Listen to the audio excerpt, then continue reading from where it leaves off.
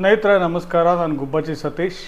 ನೀವಿನ್ನೂ ನನ್ನ ಯೂಟ್ಯೂಬ್ ಚಾನಲ್ಗೆ ಸಬ್ಸ್ಕ್ರೈಬ್ ಮಾಡಿಲ್ಲ ಅಂದರೆ ಮಾಡಿ ಅಂತ ಹೇಳ್ತಾ, ಈ ವಿಡಿಯೋದಲ್ಲಿ ನಾನು ಲವ್ ಮಾಕ್ಟೈಲ್ 3 ಈ ಸಿನಿಮಾ ಕುರಿತು ನನ್ನ ಒಂದು ಅನಿಸಿಕೆ ಅಭಿಪ್ರಾಯವನ್ನು ನಿಮ್ಮ ಜೊತೆ ಹಂಚ್ಕೊಳ್ತಾ ಇದ್ದೇನೆ. ಈ ಸಿನಿಮಾ ಈಗ love mocktail first part second part ಬಂತಲ್ಲ, ಅದ್ರ ಸೀಕ್ವೆಲ್ಲು ನಿಮಗೆಲ್ಲ ಇದು ಗೊತ್ತಿದೆ. ನಟ, ನಿರ್ದೇಶಕ, ನಿರ್ಮಾಪಕ ಡಾರ್ಲಿಂಗ್ ಕೃಷ್ಣ ಅವರು ಈ ವರ್ಷ ಮಾರ್ಚ್ 19ಕ್ಕೆ ಟಾಕ್ಸಿಕ್ ಸಿನಿಮಾ ಬರುತ್ತೆ ಅನ್ನುವ ಒಂದು ಪ್ಲ್ಯಾನ್ ಇರುತ್ತಲ್ಲ, ಅದು ಮುಂದಕ್ಕೆ ಹೋದಾಗ ಆ ಅವಕಾಶನ ತಗೊಂಡು ನಾನು ಆ ದಿನ ನನ್ನ ಸಿನಿಮಾ ರೆಡಿ ಇದೆ, ರಿಲೀಸ್ ಮಾಡ್ತೀನಿ ಅಂತ ರಿಲೀಸ್ ಮಾಡಿದ್ರು. ಸಿನಿಮಾ ಯಶಸ್ವಿ ಆಯಿತು. ಮಾರ್ಚ್ 19ಕ್ಕೆ ಬಂದಿದ್ದ ಸಿನಿಮಾ ಈಗ ಮೇ 8ನೇ ತಾರೀಕಿಂದ ಅಂದರೆ ಮೊನ್ನೆಯಿಂದ ZEE5 OTTನಲ್ಲಿ ನೋಡುಗರಿಗೆ ಲಭ್ಯ ಇದೆ. ZEE5 ಚಂದಾದಾರ ಆಗಿದ್ದರೆ ನೀವು ಈ ಸಿನಿಮಾನ ಈಗ ಲವ್ ಮಾಕ್ಟೈಲ್ 3ನ ನೋಡ್ಬೋದು. ಧಾರಾಳವಾಗಿ ಮನೆಯಲ್ಲೇ ಅಥವಾ ಮೊಬೈಲಲ್ಲಿ ನೀವು ನೋಡ್ಬೋದು.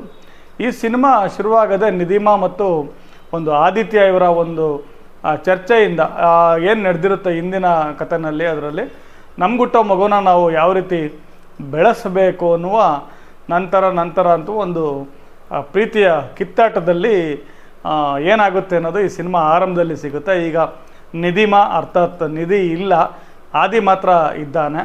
ಸೊ ಈಗ ಅವನೊಂದು ಮಗುನ ದತ್ತು ತಗೊಂಡಿದ್ದಾನೆ. ಈ ಸಿನಿಮಾ ನಂತರ ಮೇಯ್ನ್ ಕತೆ ಶುರುವಾಗೋದು ಒಂದು ಸೀಮಂತದ ಕಾರ್ಯಕ್ರಮದ ಮೂಲಕ. ಸೀಮಂತಕ್ಕೆ ಆದಿ ಯಾಕೆ ಬಂದಿಲ್ಲ ಅನ್ನುವಾಗ ಆತನ ಸ್ನೇಹಿತ ಆ ಕಥೆಯನ್ನು ಏನು ಕಾರಣ ಅಂತ ಆ ಕಥೆನ ಹೇಳ್ತಾ ಹೋಗ್ತಾನೆ. ಸೊ ಅಲ್ಲಿಂದ ಒಂದು ಮುಖ್ಯ ಕತೆ ಶುರುವಾಗುತ್ತೆ. ಇಲ್ಲಿಂದ ಆದಿ ಈಗ ಒಂದು ಮಗುನ ಅಡಾಪ್ಟ್ ಮಾಡ್ಕೊಂಡಿದ್ದಾನೆ. ಆ ಮಗುಗೆ ನಿಧಿ ಅಂತ ಹೆಸರಿಟ್ಟಿದ್ದಾನೆ. ಆ ಹೆಣ್ಣು ಮಗುವಿನ ತುಂಟಾಟ, ಅದರ ಒಂದು ಪೋಷಣೆ, ಅದರ ಬೆಳವಣಿಗೆ, ಅದರ ಒಂದು ಸ್ಕೂಲ್ ಬಿಹೇವಿಯರ್ ಏನಿರುತ್ತೆ, ಈ ಮೂಲಕ ಸಿನಿಮಾ ಶುರುವಾಗುತ್ತೆ. ಫಸ್ಟ್ ಹಾಫ್ ಆಲ್ಮೋಸ್ಟ್ ಕಳೆದಿದ್ದೇ ಗೊತ್ತಾಗಲ್ಲ, ಅಷ್ಟು ಆ ಮಗು ಮತ್ತು ತಂದೆ ಮತ್ತು ಆ ತಂದೆಯ ಸ್ನೇಹಿತರಿಬ್ಬರು ಅವರ ಒಂದು ಏನು ಫ್ಲ್ಯಾಶ್ ಬ್ಯಾಕ್ ಕತೆ ಬರ್ತಾ ಇರುತ್ತೆ. ಆ ಮಗುನ ನೋಡ್ಕೊಳ್ತಿರೋ ನಾನು ತಾಯಿ ಅನ್ನುವ ಒಂದು ಪಾತ್ರ, ಇವೆರಡು ಪೋಷಕ ಪಾತ್ರಗಳು ಭಾಳ ಚೆನ್ನಾಗಿ ಸಿನಿಮಾದಲ್ಲಿ ಕಾಮಿಡಿ ಇರೋದ್ರಿಂದ, ಮತ್ತು ಆ ಮಗು ಮತ್ತು ತಂದೆಯ ಒಂದು ಬಾಂಧವ್ಯ, ಮತ್ತು ಸ್ವಗತದಲ್ಲಿ ಆ ಒಂದು ತಾಯಿ ಅಂದರೆ ನಿಧಿಮಾ ಫೋಟೋ ಮುಂದೆ ಕೂತ್ಕೊಂಡು ಹೇಳುವ ಆ ಮಾತುಗಳು, ಆ ಸಂಭಾಷಣೆಗಳು, ಫಸ್ಟ್ ಹಾಫ್ ಸಿನಿಮಾ ಭಾಳ ಭಾವುಕವಾಗಿ ನೋಡೋಗ್ರನ್ನ ಆರಾಮಾಗಿ ನೋಡಿಸ್ಕೊಂಡ್ಬಿಡುತ್ತೆ. ಇದು ಇಂಟರ್ವಲ್ ಟೈಮ್ಗೆ ಒಬ್ಬರು ಡಾಕ್ಟ್ರ್ ರೋಲ್ ಎಂಟ್ರಿ ಆಗುತ್ತೆ. ಸೊ ಅವರು ನಾನು ಈ ಮಗುವಿನ ಅಜ್ಜಿ ಅನ್ನುವ ಒಂದು ಮೂಲಕ ಅಲ್ಲಿಂದ ಸಿನಿಮಾ ಇನ್ನೊಂದು ತಿರುವನ್ನ ಪಡ್ಕೊಳ್ಳುತ್ತೆ. ಸೊ ಈಗ ನಮಗೆ ಗೊತ್ತಿರೋ ಹಂಗೆ ಆಲ್ರೆಡಿ ಮಗುನ ಬಯಾಲಜಿಕಲ್ ಫಾದರ್ ಆದಿತ್ಯ ಅಲ್ಲ, ಸೊ ಬೇರೆ ಯಾರೋ ಇರ್ತಾರೆ, ಅವ್ರ ಕಡೆಯವ್ರು ಬಂದಿದ್ದಾರೆ ಇವಾಗ. ಸೊ ಇದು ಕೇಸ್ ಕೋರ್ಟ್ಗೆ ಹೋಗುತ್ತೆ. ಕೋರ್ಟಲ್ಲಿ ಏನಾಗುತ್ತೆ ಅನ್ನೋದು ಈ ಸಿನಿಮಾದ ಒಂದು ತೀರ್ಮಾನ ಏನಾಗುತ್ತೆ ಅನ್ನೋದು ಸಿನಿಮಾದ ಮುಖ್ಯ ಕಥಾ ವಸ್ತು. ಏನಾಗುತ್ತೆ ಅನ್ನೋದನ್ನು ಸಿನಿಮಾ ನೋಡಿ ಆ ಸೆಕೆಂಡ್ ಹಾಫು ಕೂಡ ಒಂದು ಈ ಭಾವನೆಗಳ ತೊಳಲಾಟ ಮತ್ತು ಕೋರ್ಟ್ ಕಾನೂನುಗಳು, ಈ ಮಗು ದತ್ತು ಪಡೆದಿರೋದು, ಇದನ್ನೆಲ್ಲ ಇಟ್ಕೊಂಡು ಭಾಳ ಚೆನ್ನಾಗಿ ಮಾಡಿದ್ದಾರೆ.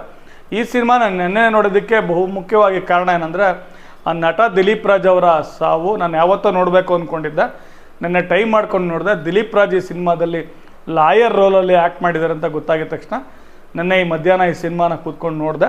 ಆ ದಿಲೀಪ್ ರಾಜ್ ಅವರು ಕೂಡ ಭಾಳ ಚೆನ್ನಾಗಿ ಲಾಯರ್ ಆಗಿ, ಮತ್ತು BM ಗಿರಿರಾಜು ಜಡ್ಜ್ ಆಗಿ, ಇನ್ನೊಬ್ಬರು ಲಾಯರ್ ದಿಲೀಪ್ ರಾಜ್ ಅವರ ಒಂದು ಕ್ಯಾರೆಕ್ಟರ್ ಮಿಸ್ಸಸ್ ಆಗಿ, ಅವರು 3 ಜನ ಭಾಳ ಚೆನ್ನಾಗಿ ಮಾಡಿದ್ದಾರೆ. ಕೋರ್ಟ್ ಈ ರೀತಿ ನಾರ್ಮಲ್ ಆಗಿರಲ್ಲ, ಬಟ್ ಇದೊಂದು ಸಿನಿಮಾ ಕೋರ್ಟ್ ಆಗಿರೋದ್ರಿಂದ ತುಂಬ ಭಾವನಾತ್ಮಕವಾದ ಸಂಭಾಷಣೆಗಳು ಮತ್ತು ಎಲ್ಲ ಈ ಒಂದು ಭಾವನೆಗಳನ್ನ ಇಟ್ಕೊಂಡು ಈ ಸಿನಿಮಾದಲ್ಲಿ ತೋರಿಸಿದ್ದಾರೆ. ಆ ತೀರ್ಮಾನ ಏನಾಗುತ್ತೆ, ಮಗು ಯಾರಿಗೆ ಸೇರುತ್ತೆ ಅನ್ನೋದನ್ನು ನೀವು ಸಿನಿಮಾ ನೋಡಿ ಗೆಲ್ಲಬೇಕು.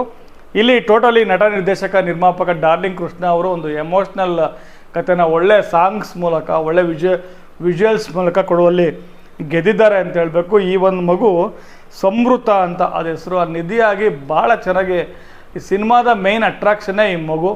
ಭಾಳ ಚೆನ್ನಾಗಿ ಆ್ಯಕ್ಟ್ ಮಾಡಿದೆ. ಸ್ನೇಹಿತರ ಕಾಮಿಡಿ, ಮೇಕಿಂಗು, ಸಾಂಗ್ಸು ಎಲ್ಲ ಸಿನಿಮಾನ ಗೆಲ್ಲಿಸಿದೆ. ಈ ಸಿನಿಮಾ ಬಗ್ಗೆ ಒಂದೇ ಮಾತಲ್ಲಿ ನಾನು ಹೇಳಬೇಕಂದ್ರೆ, ಬಾಂಧವ್ಯಕ್ಕೆ ಭಾವನೆಗಳೇ ತೋರಣ ಅಂತ. ಸೊ ಯಾರಾದರೂ ಇಬ್ಬರು ಮನುಷ್ಯರ ನಡುವೆ ಬಾಂಧವ್ಯ ಬೆಳಿಬೇಕಂದ್ರೆ ಭಾವನೆಗಳೇ ಸಾಕು, ಬೇರೆ ಯಾವುದು ಸಂಬಂಧಗಳು, ರಕ್ತ ಸಂಬಂಧಗಳು ಬೇಕು ಅನ್ನುವ ಅವಶ್ಯಕತೆ ಇಲ್ಲ ಅನ್ನೋದನ್ನು ಸಿನಿಮಾ ಎತ್ತಿಡುತ್ತೆ. ಒಂದು ಒಳ್ಳೆ ಕನ್ನಡದಲ್ಲಿ ಬಂದಿರುವಂತಹ ಚಲನಚಿತ್ರ ಇತ್ತೀಚಿನ ದಿನಗಳಲ್ಲಿ ಲವ್ ಮಾಕ್ಟೈಲ್ 3 ಅಂತ ಹೇಳ್ತಾ ನನ್ನ ವಿಡಿಯೋ ಮುಗಿಸ್ತೀನಿ. ನೀವು ಈಗಾಗಲೇ ಈ ಸಿನಿಮಾ ನೋಡಿದರೆ ಈ ಸಿನಿಮಾ ಬಗ್ಗೆ ನಿಮ್ಗೆ ಏನು ಅನ್ನಿಸ್ತು ಅನ್ನೋದನ್ನು ಕಾಮೆಂಟ್ ಮಾಡಿ, ಮತ್ತು ನಾನು ಹೇಳಿರೋದು ನಿಮ್ಗೆ ಏನು ಅನ್ನಿಸ್ತು ಲೈಕ್ ಮಾಡಿ, ಅದ್ರ ಬಗ್ಗೆನೂ ಕೂಡ ಕಮೆಂಟ್ ಮಾಡಿ. ನಿಮ್ಗೆ ಇಷ್ಟ ಆಗಿದ್ರೆ ಯಾರಾದರೂ ಲವ್ ಮಾಕ್ಟೈಲ್ 3 ನೋಡಬೇಕು ಅಂತಿರೋರಿಗೆ ಇದನ್ನು ಶೇರ್ ಮಾಡಿ, ಯಾಕೆ ನೋಡಬೇಕು ಅಂತ ಒತ್ತಿ ಹೇಳಿ ಅಂತ ಹೇಳ್ತಾ ನನ್ನ ಈ ಒಂದು ಅನಿಸಿಕೆ ಅಭಿಪ್ರಾಯನ ಮುಗಿಸ್ತೀನಿ. ಎಲ್ರಿಗೂ ಧನ್ಯವಾದಗಳು. ಮತ್ತೊಂದು ವಿಡಿಯೋದಲ್ಲಿ ಮತ್ತೆ ಸಿಗೋಣ. ನಮಸ್ಕಾರ.